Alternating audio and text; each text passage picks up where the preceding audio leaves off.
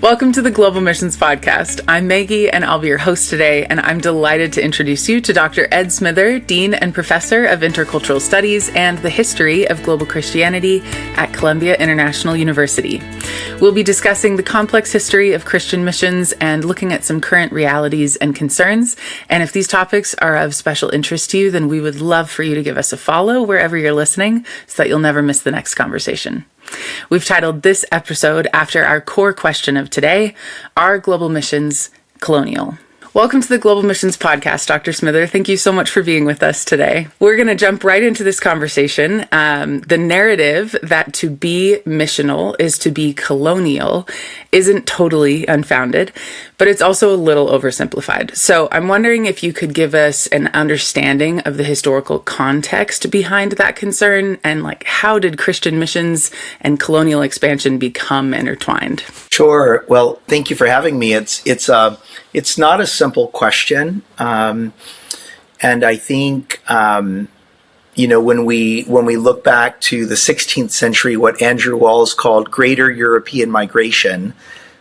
Today, people in the world are trying to get to Europe, but in the 16th century, Spain and Portugal were building ships and expanding their empires to the world, and their monarchs put in the charter that not only would you discover, would you conquer, but you would evangelize. And so in the 16th century Roman Catholic world, there was what we would call a Christendom mentality, where the church and state were together. And so, there were great missionaries that went to the world in the 16th century, the Jesuits. In fact, it was Ignatius of Loyola, the Jesuit founder, that coined the term missions to describe the work of preaching the gospel in all the world. But it's not a mistake that he coined that in the term that Portugal and Spain were also on a mission to conquer and to colonize and so forth. And so even for those very serving, mission, gospel-minded missionaries, they got off of the same boats that the conquistadors did. And so in the minds of peoples in the Americas or in Asia or in Africa, it kind of all blended in there. And even if we fast forward more into the beginnings of Protestant missions in the 18th century, the British Empire, the sun was not setting on the British Empire, and part of the charter, even the colonial charter of England to the state of Pennsylvania, was to evangelize the indigenous people. So we have state and church and mission kind of all bound up together. And even if missionaries were not really colonial in their mindset, they were often guilty by association.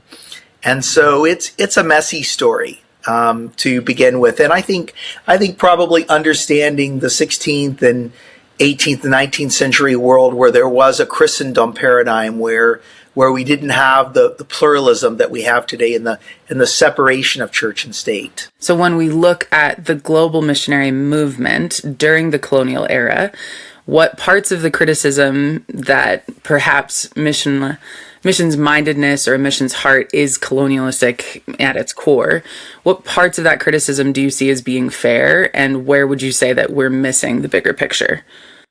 Yeah, part of it, when we look, let's say the Church of England and Anglican global mission, we talk in Anglican mission history of two streams. We have colonial churches that are there for the expats in the British territories, but you also have a parallel missionary track that's going on. And many of the bishops that were set apart and sent to different places, largely to oversee expatriate churches, most of them had a very definite colonial mindset that we are superior. God has sent us to occupy this space. But on the other hand, and maybe we'll talk about that more in the 19th century, you'll start to see mission thinkers like Henry Venn of the Church Missionary Society or Rufus Anderson from the American Board of Commissioners, the Congregational, that will start to talk about indigenous mission, indigenous worship, self-led, self-supporting, self-propagating churches. So those two things are kind of growing up together at the same time.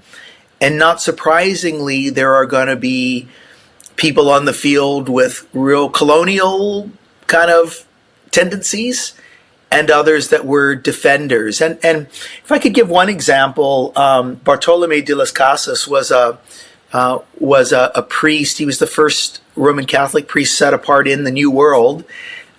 He was sent as an emissary of the Portuguese government. He was a colonizer, but then he met indigenous people. He met Native Americans, and he thought the way that the Spanish are treating the indigenous people is wrong. And he convinced the King of Spain and the Holy Roman Emperor, they were the same person, to pass what was called the New Laws to defend the rights of indigenous people. So he sort of was both and. He started out as a colonizer, but then he became more of a mission leader, defending the rights and recognizing the image of God in colonized peoples. Well, you love to see a redemptive arc. Do you have any other stories from that time that would help to shed some light on that era? Yeah, I mean, if we fast forward a little bit into the Protestant period, one of my heroes is at the time that William Carey went to India. That was 1793. And then about decade or so later, Henry Martyn, who was actually a chaplain for the British East India Company. He wasn't officially a missionary, but the British East India Company was establishing India before it came under before it became a British colony. And first of all, Henry Martyn was there to be a pastor to the English in different parts of India, and most of them didn't want him there. They loathed his presence, which gave him a lot of time to work with Indian people. And what actually led him to his passion, he translated the New Testament into Urdu, Persian, and Arabic before he died at the age of 31. So the English called him the Black Priest because he had so many Indian people in his home, and his ministry was probably 80 to 90% to Indian and Persian peoples. But his actual reason for being in India was to be an expatriate pastor. So often, and people like William Carey too, and Henry Martyn and others, those with missionary motivations really had conflict with colonizers. That would be difficult to navigate, to say the least. The people with the power and the money and all of that to be against you. That's huge. Well, I went to Moody with two brothers who were formally invited to visit Indonesia over one of our school breaks as a thank you from the government because their grandparents had gone as missionaries. And as the gospel spread through their work, the practice of cannibalism decreased and then fully ceased at a certain point. And I know that there are plenty of stories like that around the world where local churches and communities deeply honor the work that missionaries did to bring the gospel to them for the first time. But I think that often goes overlooked by the West. I don't know if it's that we aren't as aware of those stories or we just don't hear them as often.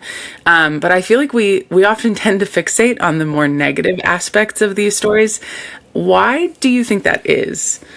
Well, Rowan Williams, who used to be the Archbishop of Canterbury, he said that the currency of most organizations is complaining and criticism.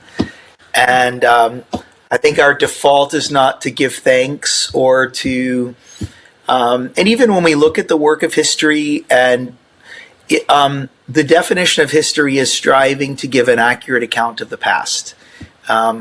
It's a family history, and when we invite our family to a family reunion, there are some people that we're embarrassed of, and we maybe hope they don't come, but they're still part of our family. And in the Christian story, there are things that we would love to just cancel and scrub from websites and things like that, but that's not an honest telling of the past. It's very interesting what you were talking about your friends in Indonesia and their grandparents. I think about the hospital that Samuel Zwemer started in Oman in the early 20th century. he was a pioneer missionary to Muslims. Had very difficult. It was very difficult work in Oman and Bahrain and Egypt. But that hospital is still there today. And a friend of mine went there not long ago and visited, and there's a wonderful memorial to Samuel Zwemer's work of improving healthcare in the Gulf. I have a friend of mine. She's an expert in what's called ethnodoxology of global worship and music, and this has been more recently. But she wrote her doctoral dissertation on the music and festivals of a people called the Sakha in Siberia, and it got published by University of Illinois Press. And she's a missionary to non-Christian peoples. And when the book was published, she was invited back by the mayor of the city, given the key to the city. They had a big ceremony thanking her for telling the world about their wonderful culture and their practices. And so you do see it's easy to not recognize the good things missionaries have done. And this is more in the modern period, but India, again, Hindus are thankful that William Carey challenged what was called the sati practice of widow burning. When a husband died, that the living widow should also be burned alive with her husband, and he challenged that practice, and India stopped it. So kind of like your reference to cannibalism in Indonesia. So maybe it's back to your other question. It's easier for us to look at things to complain about and criticize. It's maybe more boring to sort out, the strengths and the weaknesses, but that's our work as historians. So I would say primarily when this criticism hits my ears is when I'm speaking to someone who is not a believer and they ask me, what do you do? Right? That's one of the first questions we ask people in North America. How are you doing? Where are you from? What do you do? And when I say, I work with a Christian missions organization, it's anybody's guess how they'll respond. I've gotten it all. And I do feel like this is often the first criticism. Like I had someone one time say point blank to me, what's it like to be a colonizer? And I was like, oh, wow. Okay. So we feel really strongly about this. And I'm wondering in the context of that kind of a conversation with a non-believer, someone who doesn't maybe extend the same grace that we would to other believers, how would you navigate some of that criticism? I think is the most generous way to place it, but I think perhaps even judgment. How would you encourage them to rethink this? Well, we admit that history is a messy story, and it's both the bad and the good. It's not all bad. And I would maybe probably ask a question, have you ever heard of some counter stories like that of Henry Martyn, or those, Francis Xavier going to Japan in 1549 and doing really good things. He went to India first, then Japan. I would invite them to a conversation and investigation, and perhaps that might lead to sending them some links and resources yes, it's a messy history, and some, if not many, have had a colonial mindset. But there are counter stories as well. And then I guess to take that conversation and put it back into the context of a believer who is perhaps a little bit skittish about engaging with global missions, as they move past the educational aspect of this, like, well, hey, learn your history. There's more to this. It's more complex than just a black or white. How would you help them overcome that final concern? What would you point them towards? Well, Christianity was not born in the West. Actually, if you want to do geography, Jesus and the Apostle Paul were Asian. And it's only a certain part in the book of Acts where you see the earliest mission to Europe. And for most of the history of Christianity, we've had a global faith. So Christianity got to China before it ever got to North America. And even it was getting to China before it got to parts of England in the 7th century. When we look at today, Christianity is a global faith, and the majority of Christians don't live in North America or Europe. There are probably more Chinese believers in Christ than there are U.S. American followers of Christ. And so we are part. I was just hearing a presentation from a global Anglican leader, and he was telling an Anglican church in North America that in terms of the global Anglican church today, he said, you are part of a black church. And it's a majority black church because there are more Anglicans. If you add up all the Anglicans in England, Canada, the US, New Zealand, Australia, there are still more Anglicans in Nigeria than all of those places combined. That's what Philip Jenkins called the face of global Christianity today. And so mission is what we call polycentric. It's not from the West to the rest. It's from everywhere to everyone. And if you are going to be if you're going to be serving in mission today, you will most likely be on a multinational, multicultural mission team. And even people from the US or Canada might be minorities on that team in terms of the number. There are more Brazilian missionaries going to the world today than Canadian missionaries or English missionaries. So I think that helps us with our posture and to see what God is doing, that Christianity is a global faith and we play a part. Yes, when I look at Christianity as being predominantly a Western faith, that's 16th to early 20th century. But by the mid-20th century, before the 16th century, it wasn't the case. And certainly, since the late 20th century, we've seen that the majority of global Christians live in what we call the global South, or Asia, Africa, Latin America. And so that's a humbling thing. That's a resetting of our posture and our place. So I think just being aware of that is a good start. Are there forms of or attitudes maybe of missionary colonialism that you still see permeate our efforts today? Of course. I mean, I think on one level, we think our culture is better than others. It's our default. And until we're challenged biblically, and develop a theology of culture from Scripture, that we tend to, and I have seen East Asian Christians going cross-culturally, bringing a bit of a colonial mindset too, that my way is better. I think where it's tricky, it's probably, I think earlier you mentioned power and things like that. Historically, global missions flowed from the 16th century onward from places of economic and political power to less power.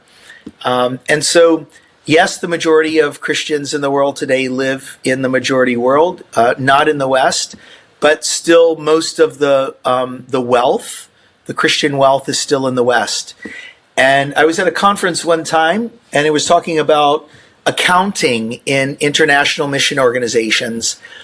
And I was listening to, I think, a mission leader from the Philippines talk about how he was made to feel from an international supervisor from the West about accounting practices. It was like he wasn't trusted. And so sometimes we call that the golden rule. Those who have the gold get to make the rules. But on the opposite side, I was having dinner Saturday with a mission leader based in the U.S. who's working in Eastern Europe, Central Asia. And he was talking about a project that they're working on, they raised money for. And he basically said, we sent the money and we will let them report back in the way that they would like to. We trust them. They're our partners. And so that's a little bit, I think, different. I think as well, I worked under a supervisor from Lebanon for 10 years or so in the region of the world I served in. And even though he had, grown up going to a Christian school, he went to seminary, he said that as an Arab Christian, when a U.S. American or British or Canadian Christian came off the plane, he looked at them and immediately thought, they're more educated than I am, they're more qualified, they're wealthier. I need to defer to them. And I was glad he told me that very early on I was in my early 20s when he told me that, because that made me, as a U.S. American, to be much more deliberate, to take a servant and learner's posture. And so to get off the plane to say, I look forward to working with you and learning from you in our journey together, and to mean that. And I will say that in our journey in mission in North Africa, many of the times we worked with national pastors and local pastors, and it's important to posture ourselves as a learner and a servant, and to mean that. That actually leads pretty nicely into my next question, because I think a lot of times these concerns surface around short-term missions, which doesn't necessarily lend itself to a long-term relationship where you can posture yourself over time. You have to really make that impression from the get-go, which means you have to go into it with the heart required. So how would you encourage us to use this historical awareness to engage in missions faithfully, specifically in the short-term context, without falling into old colonial thought patterns, or even unintentionally? I don't think everyone is going with that intention. I think we often just don't know how things land or how they're interpreted. So any encouragement on that? Yeah, I mean, first of all, I was at a banquet last night at a church, and they're planning a summer mission trip. The first question I would pose to that church is, who is this trip for? Is this just for the high school students so you can plan your summer mission trip? What is the need there? And in some cases, is there a need for a short-term mission trip? Could this place in the world, if you're going to Guatemala or something, could the resources used to take 20 high schoolers to Guatemala be better used in a different way? Secondly, I think to ask the question, what's needed? I was living somewhere, and there was a wonderful church from the U.S. that had decided that the church in the city needed to start an internet cafe. That was a thing back 20, 30 years ago. And so they brought over a bunch of computers and equipment, never asking the question if that's what the local believers wanted. They spent a lot of money, but they didn't ask first. And I think that's so. I think a short-term mission effort does need to be predicated on longer-term relationships and learning and listening and things like that. Secondly, I think just to I have seen short-term teams come over and be wonderful servants and jump right in and eat everything that's in front of them and just serve.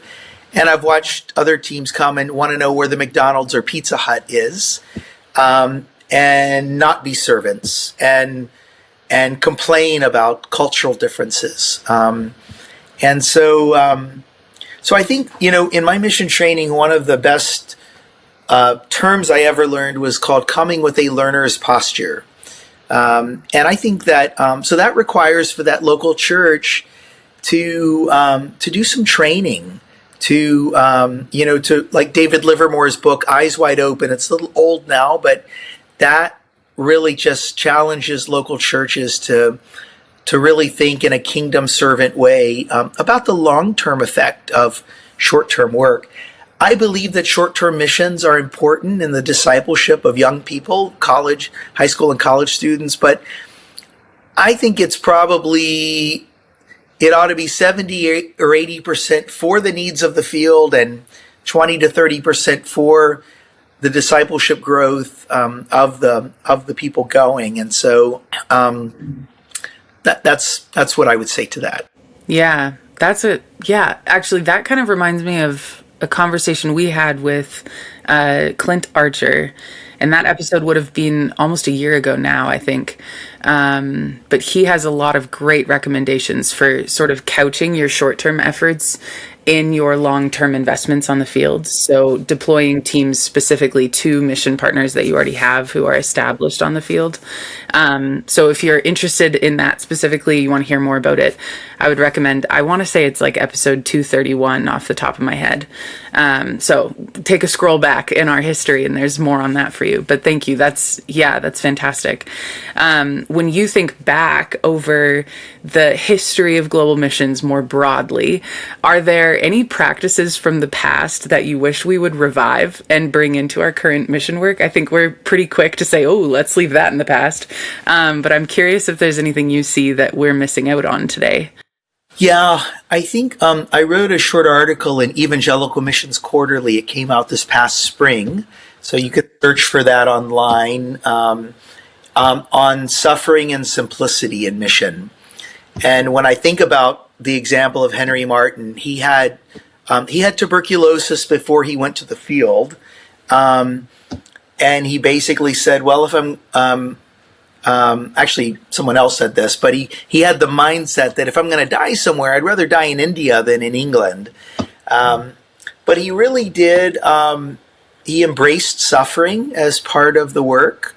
And so I think in the West where we come from, we don't have we need a more robust theology of suffering, that sometimes God calls us to that.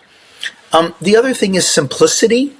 When I think about, I wrote a book called Missionary Monks, and in monastic history and mission. And one of the things that is really strong about them was their commitment to simplicity, and not just voluntary poverty, but living simple lives. And I think that ought to serve as a critique to the modern church. In the modern period, when I look at Henry Martin, or even more recently, someone like John Stott, who sold millions and millions of books, but the royalties for his books went into what became the Langham Foundation to support theology for the world and for books and for global scholars.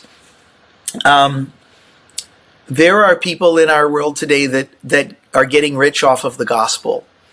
And I think that simplicity in the mission of God is, it's good to live simply, but also either short-term or long-term, for people from the West, what we might consider a modest standard of living, a basic standard of living, can be extravagant to the rest of the world. And sometimes our stuff gets in the way of our relationships. And so I think a recovery of suffering and simplicity in mission is something for us to think about. Well, I want to offer my own personal recommendation. I haven't had a chance to read the book on monks yet, but I'll have to add that to the list. But I do have here Christian Mission, which, if you are interested in this conversation at all, Dr. Smither this is literally, the tagline is a concise global history, and it really does hit all the major points without it feeling like a huge textbook that is way more of a commitment than most of us can make nowadays. So I highly recommend Christian Mission to you.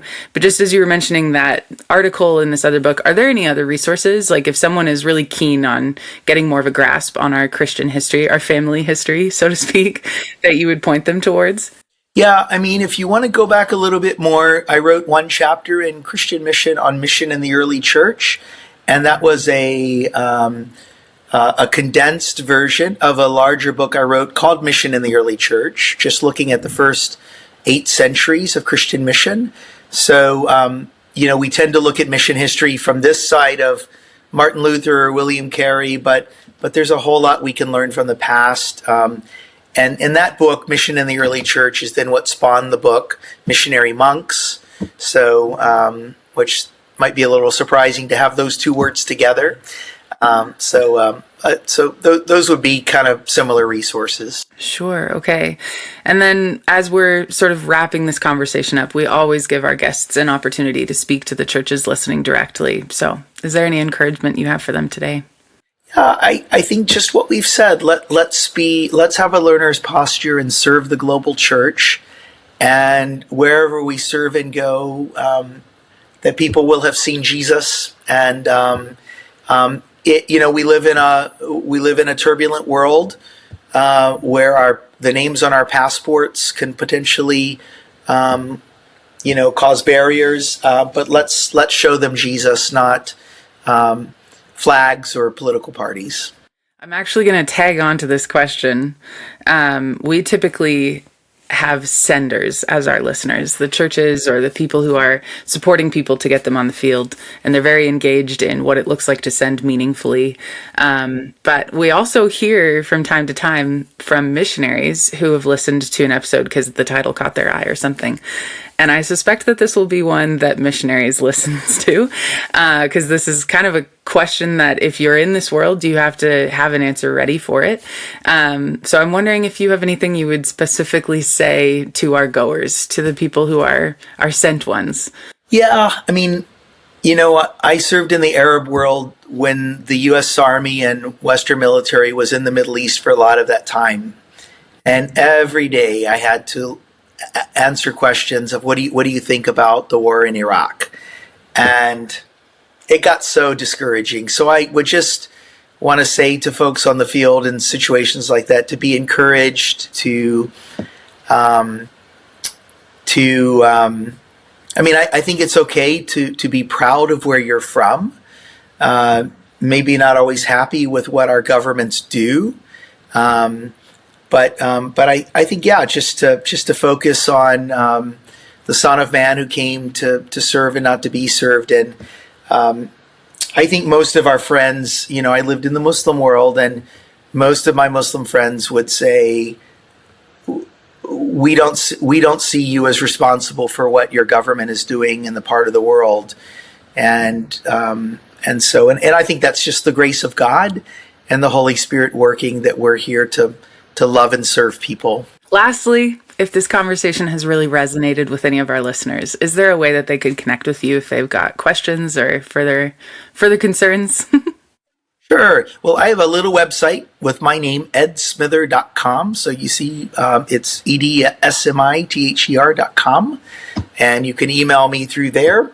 I serve as dean at Columbia International University, and you can visit us at ciu.edu as well. Perfect. Dr. Smither, thank you so much for being here today. I so appreciate all of the expertise and especially the warmth that you have brought to this conversation. Thank you so much. Thank you. It's my pleasure. Thanks for joining us today. We hope that this conversation was an encouragement to you. And as always, if you've got questions or comments and you want to follow up, you're more than welcome to reach out to us at info@globalmissionstoolbox.com. We'd love to hear from you. And we also want to encourage you to subscribe wherever you're listening and consider leaving us a review to help others find our program. This podcast is brought to you by the Global Missions Toolbox, and we hope that you will join us again in 2 weeks when we continue to explore this grand adventure of being Christ's witnesses to the ends of the earth.